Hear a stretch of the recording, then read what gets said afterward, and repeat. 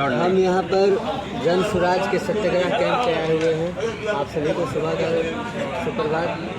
और हमारे साथ जन स्वराज के एक कार्यकर्ता सुबोध यादव हमारे साथ बैठे हुए हैं। तो इनसे हम जानते हैं कि जन स्वराज का ये जो सत्याग्रह है ये दूसरा चरण है, आगे क्या होने वाला है, प्रशांत किशोर जी का अगला रणनीति क्या होने वाला है, इन सब मुद्दों पर आज हमारे यहाँ चर्चा होने वाली है। तो नमस्कार सुबोध भैया, कैसे हैं? धन्यवाद। पहले नंबर आपका बहुत बहुत शुक्रिया कि आपने मॉर्निंग टाइम में कुछ बोलने का अवसर दिए। तो अभी तो फिलहाल ठंडा नॉर्मल है, इसको ज़्यादा हाई फाई नहीं कर सकते हैं, साधारण है।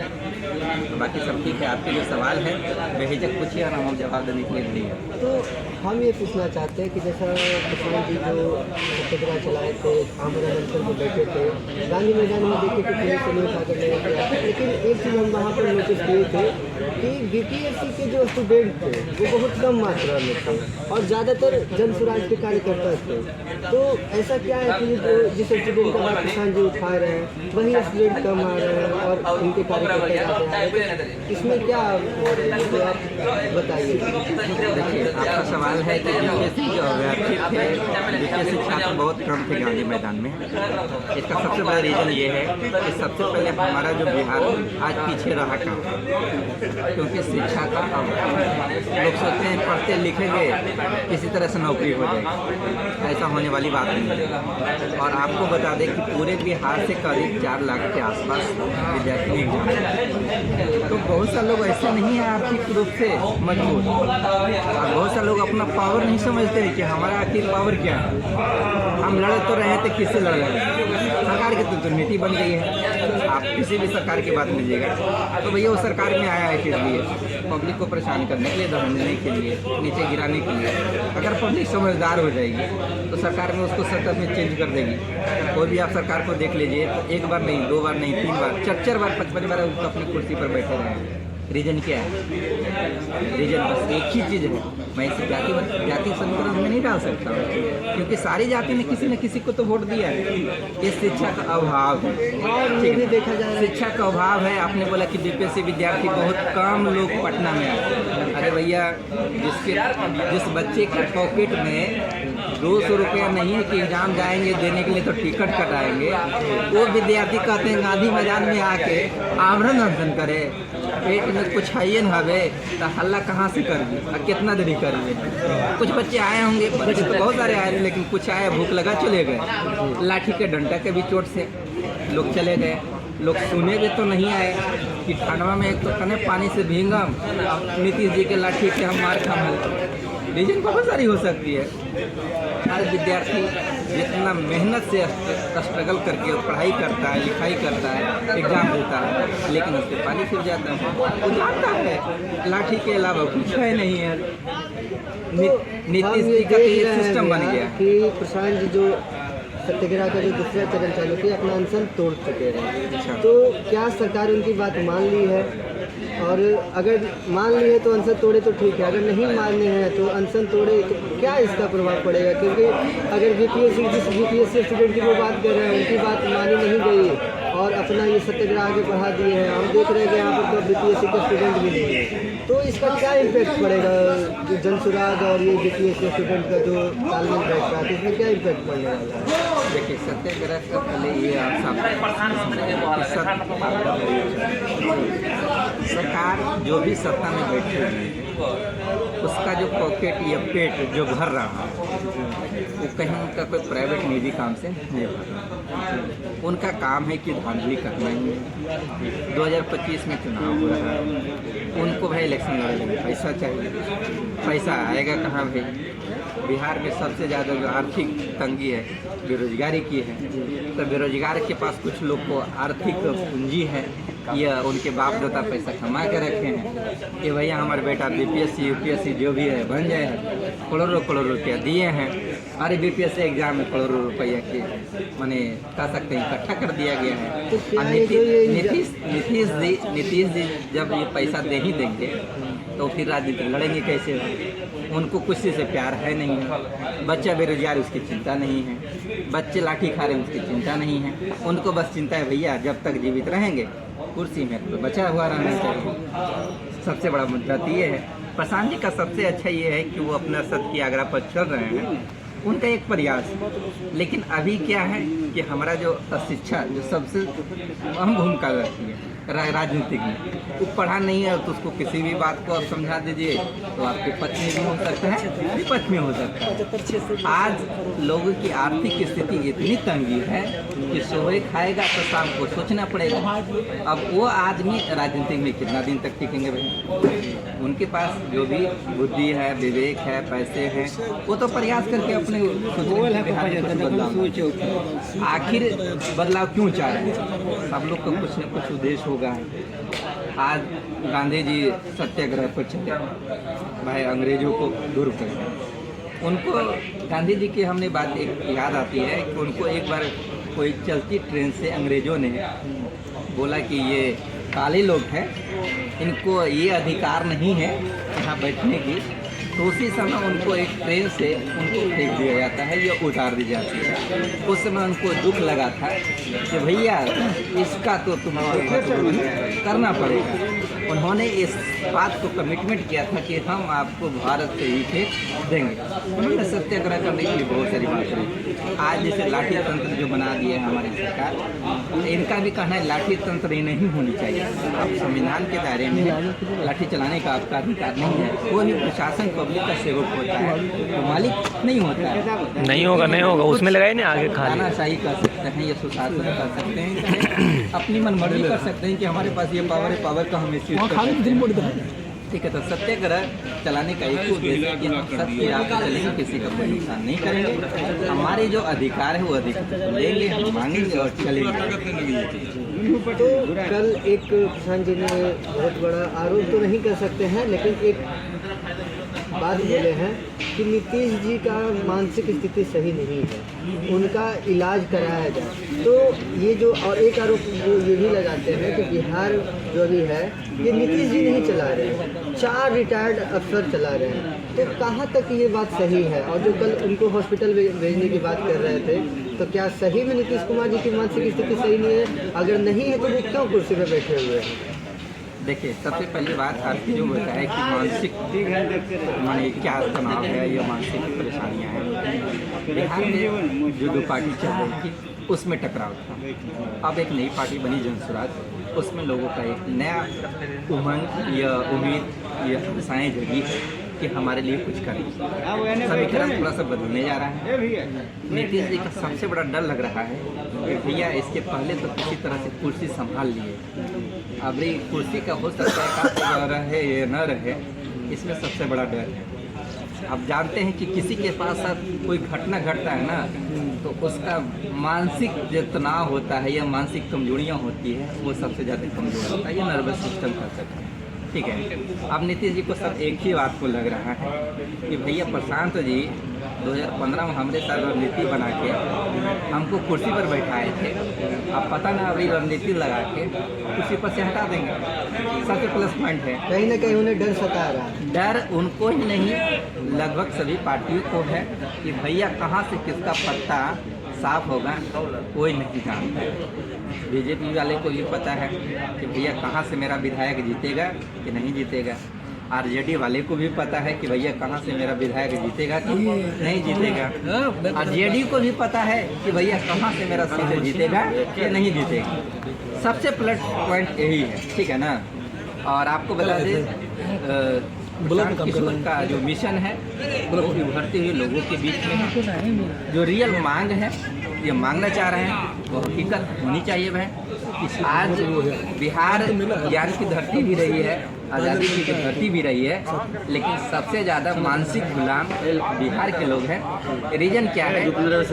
यहाँ का जो सबसे बड़ा मुद्दा ये है, जब तक इसको बुड़बक नहीं बना के रहेंगे बिहार में कुछ होने वाला नहीं। आए हमारे गांधी जी रिपोर्टर बिहार के रहने वाले नहीं भी थे, तो बिहार से सत्याग्रह क्यों स्टार्ट किए, ये आज़ादी की लड़ाई क्यों स्टार्ट की? हमारे यहाँ डॉक्टर राजेंद्र प्रसाद ऐसे होनहार नेता रहे, जिनका भी ऐसे कवि रहे, बहुत सारे ऐसे हमारे धरती पर रहे, उन्होंने अपना योगदान दिए। लेकिन विश्व की धरती, ज्ञान की धरती कह सकते हैं, नालंदा रहा है। यहाँ से लोग देश विदेश से लोग पढ़ने आते थे। आज उसकी अस्तित्व दिन प्रतिदिन खत्म होते जा रहा है, खत्म हो गया है। सौभाग्य है कि हमारे भूतपूर्व जो प्रधानमंत्री थे, उन्होंने कुछ अपने कर कलमों से उन्होंने लिखा था कि भाई इसको फिर से बनाया जाए। उनके तो समय काल में नहीं हुआ, लेकिन प्रधानमंत्री के समय काल में वो कम से कम नालंदा विश्वविद्यालय बन के रेडी होगा। यहाँ कोई भी नेता हो, मैं ये नहीं कहूँगा कि प्रशांत जी आने वाले समय में क्या करेंगे, लेकिन अभी तक जो सरकारें आई है, चाहे चल रही है, उनका भाई मानसिकता यही है, अगर बिहार में लोग पढ़ जाएंगे, समझदार हो जाएंगे, तो हमको कुर्सी पर बैठने नहीं देंगे। आज किसी भी देश में, किसी भी राज्य में जनता सबका मालिक होता है, लेकिन सबसे ज़्यादा नीचे तबके में वो सरकार वही रहती है, ठीक है ना। उसका कहना ये है, और सरकार का कहना है कि भैया अगर हम इसको आगे बढ़ा देंगे तो ये हमको वोट देगा, नहीं देगा। क्यों दे देगा? क्योंकि पढ़ लिख लिया। आज शिक्षा सबसे ज़्यादा महंगा काहे हो रहा है? रीजन तो ये है ना भाई, आपके पास पैसे नहीं रहेगा, पढ़ भी नहीं कीजिए। कहीं ना कहीं नेता जानता है कि अगर ये पढ़ लेगा तो जातिवाद, धर्म, आप पढ़ लीजिएगा तो वोट किसको दीजिएगा? जो उनकी डेवलपमेंट की बात करें, सीधे बात करते हैं, आप पढ़ लीजिएगा तब वोट डाल दीजिएगा। जो हमारी अगर एज एग्जाम्पल हम बताते हैं, आपके रिश्तेदार में या आपके समाज में कोई आदमी है जो उनके दादाजी मंत्री रहा होंगे, उनका बेटा मंत्री हो, बहू मंत्री हो, तब बेटा कब कहेगा मंत्री, साला हम सब तुमको वोट देते आए हैं और तो हमको सब दिन शोषण करते आए हैं। आज देख लीजिए, किसी भी क्षेत्र में, किसी भी आपको कोई दिक्कत होता है या आपको कुछ सताता है, आप केस मुकदमा भी करते हैं, सीधे मंत्री जी के फोन चल जाता है। हाँ, इसको कुछ नहीं करना है। आप नालंदा होइए, कोई भी ऐसा जिला गांव देखिएगा कि वहाँ जल्दी पुलिस जेबी नहीं करता है। आप बहुत सारे ऐसा थाना देखे होंगे कि वहाँ जाइएगा तो आपका किस लेबे नहीं करेगा, आप कीजिएगा। अरे आज़ादी के समय में अंग्रेज लोग हमको सताता था और आज आप हमको सता रहे हैं। दैट मीन्स आपके जो सत्य में है, हमारे सत्य में जो भी है, कहीं ना कहीं बिहार में अफसरशाही तो है। अफसरशाही नहीं है। अरे लालू जी के काम में जो कार्य 10 रुपया में होता था, आज 100 रुपया में होता है। पहले लालू जी के राज में रोड पर गुंडागर्दी होता था, गुंडागर्दी ऑफिस में होता है। फर्क यही है कि लोग कुछ रोड पर आए परेशान होते थे, आज ऑफिस में परेशान हो रहे हैं। आए तो अफसरशाही में की है कि बड़े स्टाफ छोटे स्टाफ को शोषण करते हैं। अब बहुत सारे देखे होंगे कि ऑफिसर में कुछ ऐसे होंगे जो खुद से सुसाइड कर लिए होंगे या किसी कारण से उसकी हत्या हो गई। ईमानदार ऑफिसर को यहाँ चलना नहीं दिया जाए। ईमानदार रहेगा तो आप एक देख तो घर से निकलेगा, आपकी पत्नी तो आपको आगे चलने देगी है, ये नहीं करेगी, तो समाज में आपको क्या आगे बढ़ा देगा? आप ईमानदार बढ़िए तो जरा है, कई को आपको आगे चले देता है जी। और हमारे साथ जन स्वराज के यहाँ बहुत सारे कार्यकर्ता जुड़े हुए हैं, सभी से बात करेंगे। इनका सुबोध भैया का इंटरव्यू बहुत अच्छा गया, ये बताए, बिहार हमारे सवालों का जवाब दिए। अब हम आगे की ओर रुख करते हैं। हमारे जन स्वराज के एक और कार्यकर्ता जितेंद्र जी, ये भी जितेंद्र महतो, यही तो बिहार में बहुत ज़्यादा प्रचलित है कि किसी का नाम अगर हम अपना नाम बता देंगे तो यहाँ के लोग हमारी जाति जानने के लिए टाइटल जरूर पूछेंगे। अगर मेरे नाम से जाति नहीं पता चला तो मेरे पिताजी के नाम तक जाएंगे, पिताजी के नाम से भी जाति पता नहीं चला तो दादाजी के नाम तक जाएंगे। मतलब बिहार के लोग जाति पूछ कर ही रहेंगे। यहाँ के लोगों को इस कदर मतलब क्या उसको कहते हैं, माइंड वॉश कर दिया गया है कि जाति को ही सब कुछ समझते हैं।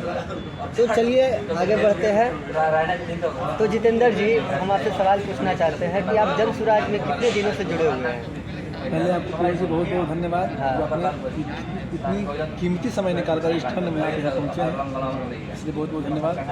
आगे क्वेश्चन बताइए, क्या पूछना चाहते हैं आप? जन स्वराज का जो पदयात्रा था, ये जो अभी सत्याग्रह चल रहा है, आप कब से आप पदयात्रा से ही जुड़े हुए हैं? जी, मैं 2 अक्टूबर 2022 से जुड़ा हूं। अच्छा, तो गांव-गांव जा रहे हैं, आपको कैसा अनुभव हो रहा है कि लोगों का क्या मूव है? प्रशांत जी की बातों को जनता समझ रही है या फिर एक कान से सुन रही है या दूसरा कान से निकाल रही है, दिमाग में अभी भी जातिवाद को बैठाए हुए? क्योंकि प्रशांत जी जातिवाद को खत्म करने की बात बिहार में कर रहे हैं, तो क्या जनता समझ रही है इस बात को? जनता समझ रही है और 25 में जनता दिखाएगी।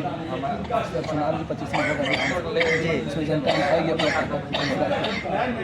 तो जो तेजस्वी जी कह रहे हैं कि 25 में तो खैर कांग्रेस सरकार ने चचा को हटाइए, तो प्रशांत जी कहीं ना कहीं उनकी इस मुहिम को रोक देंगे क्या? तेजस्वी जी बार बार बोल रहे हैं, कभी अपने बहुमत में सीट लाए। देखें, जब से उनका पिताजी उनको जो आरोप लगा, उनको चुनाव से उनको उन्होंने रोका गया, जैसे चारा घोटाला जान रहे हैं। इसके बाद तेजस्वी जी जब फील्ड में आए हैं तो क्या अपनी 50% की सीट लाए? आपको बताइए। जी, तेजस्वी जी का तो खैर कहते हैं कि उनके साथ बिहार के युवाओं का सपोर्ट है, रोजगार देने की बात कर रहे हैं। शायद मेरा आंकड़ा अगर सही हो तो वो बोल रहे हैं कि 2 लाख नौकरी भी दिए हैं। तो क्या ये सही है कि वो युवाओं का सपोर्ट उनके साथ है? रोजगार देने की बात कर रहे हैं। 17 महीने की सरकार जो चली थी उसमें युवाओं को बहुत सारा रोजगार मिला, तो इससे सहमत है कि युवाओं का सपोर्ट तेजस्वी जी को है? नहीं, जो आप जो आंकड़ा बता रहे हैं कि 2 लाख लोगों को रोजगार मिला, का रोजगार अपने घरों में दिए हैं। अरे भैया, बिहार में ऐसा व्यवस्था था, ये ऐसी डिमांड थी, आज जो ऐसा डिमांड है कि भाई इतना रिक्वायरमेंट ऑफिसर का है, इतना टीचरों का है, वो सीट वैकेंट रख रहे हैं कुछ रीजन बस से। राजनीतिक में तो भाई राजनीतिक में सब कुछ होता है। आप जहाँ तक भी कीजिएगा तो जायज कीजिएगा चाहे ना जायज भी सब चलता है। तेजस्वी बाबू जब इतना समझदार थे, पब्लिक इतना भी समझदार थी, उनका 17 महीना काहे चला राजनीतिक में? आप ही बताइए। वो बोल रहे हैं कि पब्लिक जो वीडियो देखेंगे वही बताएंगे। चाचा जी धोखा दे दिए। अरे चाचा जी की नीयत खराब, अब भतीजा की भी नीयत खराब। उनका भी लग रहा है कि हमारे साथ आ जाएंगे तो हम बल्ले बल्ले हो जाएंगे। वो सोच रहे हैं कि इनके साथ रहेंगे तो हम कभी कटघरे में जाएंगे, चाहे अंदर जाएंगे। रीजन तो ये है। राजनीतिक में क्या है, सबसे सवाल का एक ही जवाब है भाई, राजनीतिक में हम रहें, आप रहें, चाहे कोई भी राजनीतिक नेता रहे, कुर्सी के लिए आता है सिरा सिरा। आज बताइए कि ये नेता के पास खाने पीने का अनाज नहीं होता था और नेता बनने के साथ साथ सारी फैसिलिटी उसके पास हो जाता है। सरकार उसको कितना पैसा देती है भाई? आप आंकड़ा उठा के देखिए, किसी भी राजनीतिक पार्टी से उठा के देखिए हैं। ये इंसान लालू जी की अगर हम बात करते हैं तो लालू जी के खाने का अनाज नहीं था, पैसा नहीं था। वो आज देखिए तो राजशाही है भाई। लगता है कि माने सोना चांदी की खेती कैले हैं जैसे, रुपए पैसे की खेती कैले हैं जैसे। तेजस्वी बाबू ज़्यादा समझदार हैं, चाहे आज भी ज़्यादा समझदार है। जब बीपीएससी जब पेपर लीक होता है, चाहे कोई भी पेपर लीक होता है, तो घर में बैठ के क्या करते हैं? आप नेता है खाली रखने, इलेक्शन रहता है जखने, अब तो भैया लगा हुई हो, चाचा लग रही हो।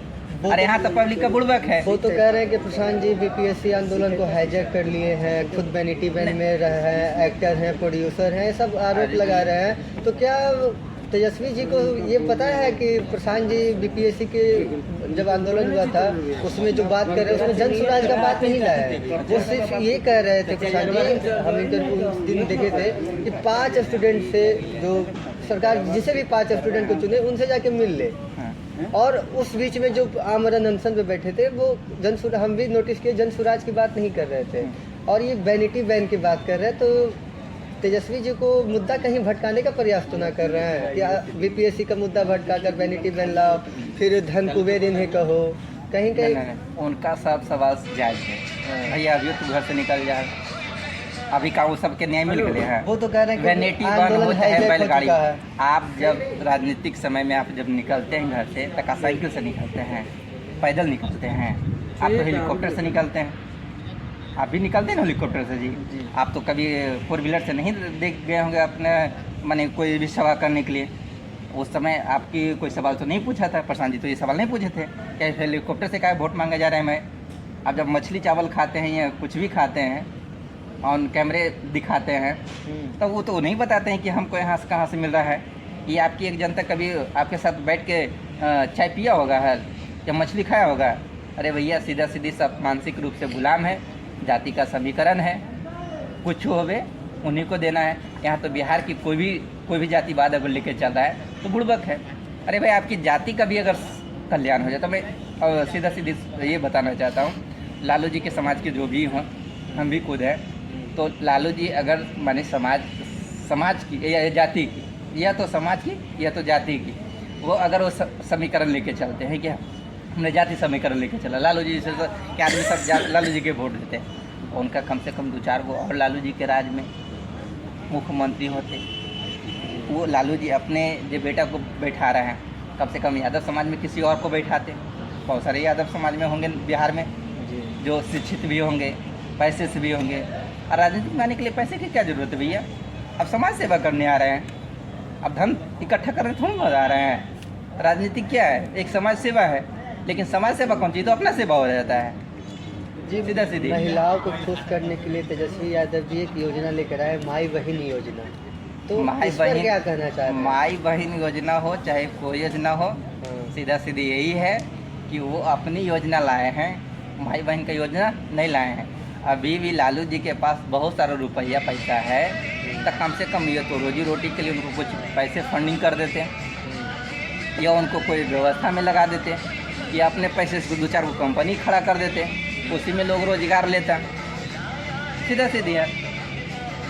आज उनके पास इतना पैसा है कि हमको लगता है वो कभी कोई काम भी नहीं करेंगे तो 10 खानदान तो ऐसे ही उनका नहीं पड़ जाएगा, इतना रुपया पैसा है।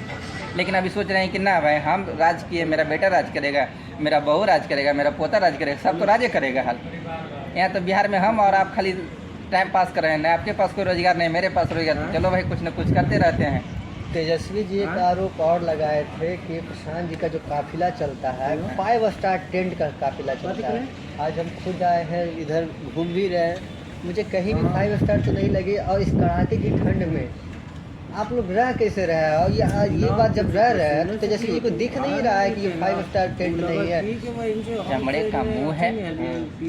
आपकी एजुकेशन बहुत अच्छी है तेजस्वी भाई का, कि 5 स्टार का क्या रूल रेगुलेशन होता है, क्या फैसिलिटी होता है, क्या फैकल्टी होता है, बोल दिए उनको मिल रहा होगा घर में। सोच रहे होंगे उनको भी वही फैसिलिटी मिल रहा है, उनके घर में लाइट है, यहाँ लाइट मिला, मतलब समीकरण सब चल रहा है कि भाई लाइट हमें भी मिल रहा है, लाइट उनको भी मिल रहा है, तो सकता है हमें भी मिल रहा है, उनको भी मिल रहा है। भैया यहाँ रियल में आके क्या परेशानी है आके देख लीजिए। अरे भाई आज भी आप राजनीति के लिए चल रहे हैं ना जी, कल भी चलिएगा ना। आप भी प्रशांत किशोर जैसे टेंट समियाना लगाइए, 10-20 आदमी के खाना खिलाइए, उनको भी शिक्षा दीजिए, और बिहार आगे कैसे बढ़ेगा वो बताइए। आपके पास जितना बुद्धि रहेगा, सद्बुद्धि रहेगा, उतनी नहीं कीजिएगा। अरे तो लालू जी का शुक्रगुजार है कि आप लालू जी के बेटा हैं। अगर लालू जी का बेटा नहीं होते ना तो आपको बिहार में कोई पूछता। बहुत सारे यादव समाज में ऐसा लड़का है ना, साला डोल रहा है, कभी बिहार में मार खाता है लाठी से, कभी दिल्ली में खाता है, कभी महाराष्ट्र में खाता है, कभी हरियाणा में। आप लालू जी का बेटा नहीं रहते ना तो आपकी भी लाठी लगती। जो आप इंग्लिश बतिया रहे हैं ना, है वो सब इंग्लिश झड़ जाता है आपका। नहीं तो खाली बोल दीजिए कि हम लालू जी का बेटा नहीं है, चलिए बिहार में आपको क्यों पूछे वाला है। अरे रोड पर के कुत्ता तो पूछेगा है ये नहीं है, कहने का मतलब उनको लालू जी का बेटा का होने उनका, अरे शुक्रगुजार है कि लालू जी का बेटा है, तो उनको भी कोई पूछ नहीं है ना। मतलब अगर वो लालू जी के बेटा ना होते तो बिहार की जनता उन्हें जानती भी नहीं। कहाँ से जाने का? लालू भी खाते, प्रशांत जी के सामने गिराते कि हमको भी सहारा दे, है ना, जो स्टूडेंट को भी सहारा दे रहे हैं। अच्छा, तो मेरा एक सवाल आप दोनों से है, जिसको सही लगे वो जवाब दीजिएगा। बिहार में हम जब आते हैं तो एक चीज़ नोटिस करते हैं, बिहार के हम भी हैं तो हम बचपन से एक चीज़ नोटिस किए हैं कि जब से हम होश संभाले हैं 2 ही नेता को बिहार में चर्चा देखते रहते हैं, एक लालू जी हो गए, एक नीतीश जी हो गए। नीतीश जी कहते हैं कि हमने इतना काम किया, लालू जी कहते हैं इतना काम किए। चलिए दोनों अच्छा काम किए, तो हम ये पूछना चाह रहे हैं कि वो कहते हैं कि हमने इतना काम किया, लालू जी बोले कि हम इतना काम किए, तो अब उन सभी के बीच में एक नए नेता उभर के आए हैं। दोनों के बीच में ऐसे तो नेता बहुत थे, लेकिन ज़्यादा अभी चर्चा चल रही है प्रशांत किशोर जी का। तो प्रशांत किशोर जी ऐसा क्या खास कर, मतलब वो बोलते हैं कि हम पलायन रोक लेंगे, तो प्रशांत जी ऐसा क्या खास काम कर देंगे जो जनता उन्हें अपना बहुमत दे? क्या ऐसा उनमें खूबी है? देखिए मैं बता देता हूँ, कुछ ऐसे घटना घटेंगे या कुछ ऐसे बातें होती हैं जो समाप्त नहीं होता है। जैसे आप कहेगा जनसंख्या खत्म कर दें या पूर्ण रूप से बंद कर दें, ये नहीं रुकेगा। जनसंख्या बढ़ेगा तो बढ़ेगा। भ्रष्टाचार कभी खत्म नहीं हो सकता है, कम किया जा सकता है। भ्रष्टाचार की जो संख्या बढ़ी होगी वो कम हो सकता है। पलायन आप कहते हैं रोकने के लिए, खत्म नहीं हो सकता, आप इसको कम कर सकते हैं। प्रयास यही होनी चाहिए, प्रयास यही होनी चाहिए कि जो संख्या बढ़ी हुई है उसको आप कम कर सकते हैं। आज तक जो भी राजनीतिक मुद्दे जो भी लेके आए हैं आते तो सही है, लेकिन अगर उस पर 110% खड़े उतरे तो बिहार में सारी व्यवस्था वो है, पैसा भी है, जगह भी है, सब कुछ है, उससे संपूर्ण रूप से पूरा किया जा सकता है। लेकिन सबसे बड़ा डर इसी बात का लास्ट में आता है कि भैया अगर आप सब कुछ दे दोगे पब्लिक के तो तुम्हारे हाथ में क्या रहेगा। सबसे प्लस पॉइंट तो ये है। प्रशांत जी का प्रयास है, प्रयास इसलिए है कि इन्होंने बहुत सारे नेताओं को आगे बढ़ा है, बुद्धि से, विवेक से, जैसे भी है। लेकिन होता है क्या ना कि जैसे आप अपने सत्ता में आते हैं, सत्ता में सरकार आती है तो आप अपना पावर भूल जाते हैं, पुरानी बातें भूल जाते हैं। उनको तो लगा अब 5 साल तो हमको कोई रोकेगा नहीं, 5 साल में तो कुछ कर देते हैं। अरे गांव में एगो मुखिया बन जाता है ना, वह सीना तान के कहता है 5 साल तू हमरा कुछ कर में, 5 साल के बाद तू करिहा, 5 साल में जितना हड़पे कर तो हड़प, 5 साल के बाद तुम ना दिया वोट। मतलब कहीं ना कहीं बिहार में भ्रष्टाचार के सामने तो बहुत बोर्ड में हाई लेवल पे अरे चल रहा है। पंडित जी बहुत काउन कैमरे। तो जैसा कि सुबोध भैया अच्छा इंटरव्यू दिए, जितेंद्र जी भी कुछ सवालों का जवाब दिए, तो हम भी सत्यग्रह में अभी 2-3 दिन यहाँ इंटरव्यू सभी लोगों का करने वाले, जनसुराज के सभी साथियों के साथ। तेजस्वी जी बोलते हैं कि ये 5 स्टार सिटी उनका काफिला चलता है, लेकिन ऐसा कुछ नहीं है। हम भी यहाँ आए हैं तो देख रहे हैं, ये टेंट में जो रहा, एक दिन अगर कोई रह गया उसे ठंडी मार देगी, देख नहीं सकते हैं, कहीं कोई मतलब सुविधा नहीं है। तो इंटरव्यू अच्छा गया है, आगे भी आपको समझदार इंटरव्यू मिलते रहेगी। मगध मस्ती में पीयूष कुमार का धन्यवाद, नमस्कार।